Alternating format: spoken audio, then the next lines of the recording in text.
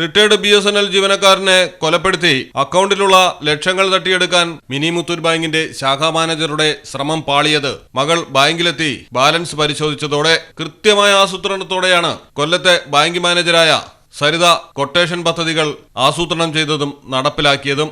പന്തളം കുടശനാട് സ്വദേശി പാപ്പച്ചനെ സൈക്കിളിൽ പോകുമ്പോഴാണ് കൊട്ടേഷൻ സംഘം കാറിടിച്ച് കൊലപ്പെടുത്തിയത്. പാപ്പച്ചൻ മിനി മുത്തൂറ്റ് നിധി ലിമിറ്റഡിൽ നിക്ഷേപിച്ചിരുന്ന 80 ലക്ഷം രൂപ തട്ടിയെടുക്കുകയായിരുന്നു സരിതയുടെ ലക്ഷ്യം. അക്കൗണ്ടിലെ ബാലൻസിൽ കുറവ് കണ്ടതോടെ പാപ്പച്ചൻ സരിതയുമായി സംസാരിച്ചു. തുടർന്ന് തർക്കമായി. എന്നാൽ പ്രശ്നം ഒത്തുതീർപ്പാക്കാമെന്ന് പറഞ്ഞാണ് സരിത പാപ്പച്ചനെ ആശ്രാമം മൈതാനത്തിന് സമീപത്തേക്ക് വിളിപ്പിച്ചത്. സ്ഥിരം സൈക്കിളിൽ സഞ്ചരിക്കുന്ന പാപ്പച്ചൻ അങ്ങനെ ആശ്രാമം മൈതാനത്തേക്ക് പോകുമ്പോഴാണ് സരിതയുടെ കൊട്ടേഷൻ സംഘം പാപ്പച്ചനെ ഇടിച്ചു വീഴ്ത്തി മുകളിൽ കൂടി കാർ കയറ്റിക്കൊണ്ടുപോയത്. CCTV ദൃശ്യങ്ങൾ പരിശോധിച്ച പോലീസിന് തുടക്കത്തിൽ തന്നെ സംശയമുണ്ടായിരുന്നു. കാർ ഡ്രൈവർ അനിമോന്റെ പശ്ചാത്തലം പരിശോധിച്ചപ്പോൾ 4ഓളം ക്രിമിനൽ കേസുകളിലെ പ്രതിയാണെന്ന് മനസ്സിലായി. തുടർന്ന് അന്വേഷണം വേഗത്തിലായി.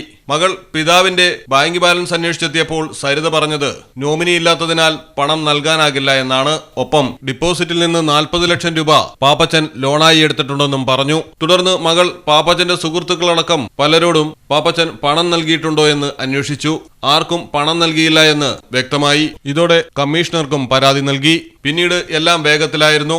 സരിതയുടെയും ബാങ്ക് അക്കൗണ്ടന്റിന്റെയും മറ്റു 2 പേരുടെയും അക്കൗണ്ടും സിം കാർഡുകളും പരിശോധിച്ചതോടെ കാര്യങ്ങൾ വ്യക്തമാകാൻ തുടങ്ങി. 2.5 ലക്ഷം രൂപയ്ക്കാണ് സരിത കൊട്ടേഷൻ കൊടുത്തിരുന്നത്. എന്നാൽ സംഭവം നടന്നു കഴിഞ്ഞ് അനിമോനടക്കം പ്രതികൾ സരിതയെ ഭീഷണിപ്പെടുത്തി 19 ലക്ഷം രൂപ കൊട്ടേഷൻ ഇനത്തിൽ കൈപ്പറ്റി. ചോദ്യം ചെയ്യാൻ വിളിച്ചപ്പോൾ സരിത ആദ്യം ഒഴിഞ്ഞുമാറിയതും പോലീസിന്റെ സംശയം ബലപ്പെടുത്തി. പാപ്പച്ചനെ കൊലപ്പെടുത്തുന്നതിന് മുമ്പ് സരിതയും അനിമോനും പുതിയ സിം കാർഡുകൾ എടുത്തു. പിന്നെ ഇതിലൂടെയായിരുന്നു സംഭാഷണങ്ങൾ. കൊട്ടേഷൻ സംഘങ്ങളുമായി മുഴുവൻ സമയവും സംസാരിച്ചതിന്റെ കോൾ ലിസ്റ്റും പോലീസ് കണ്ടെടുത്തു. അക്കൗണ്ടുകളിൽ പണം കൂടുതലായി എത്തിയതും കണ്ടെത്തി. ശരിക്കും ഒന്ന് ചോദ്യം ചെയ്തപ്പോൾ സരിത എല്ലാം തത്ത പറയുന്നത് പോലെ പറഞ്ഞു. പാപ്പച്ചനെ 3 തവണ ഓട്ടോ ഇടിപ്പിച്ച് കൊലപ്പെടുത്താനുള്ള ശ്രമം സരിത ആസൂത്രണം ചെയ്തിരുന്നെങ്കിലും പാളിപ്പോവുകയായിരുന്നു. തുടർന്നാണ് കാറിടിപ്പിച്ച് കൊലപ്പെടുത്തിയത്. സ്ഥിരം ആശ്രാമ മൈതാനത്ത് തെരുവ് നായ്ക്കൾക്ക് ഭക്ഷണം കൊടുക്കുന്ന ശീലവും പാപ്പച്ചനുണ്ടായിരുന്നു. സരിതയും കാറിന്റെ ഓണറുമടക്കം 5 പേരെയാണ് പോലീസിന്റെ കസ്റ്റഡിയിൽ ചോദ്യം ചെയ്തുകൊണ്ടിരിക്കുന്നത്. മലയാളം ടെലിവിഷൻ, കൊല്ലം.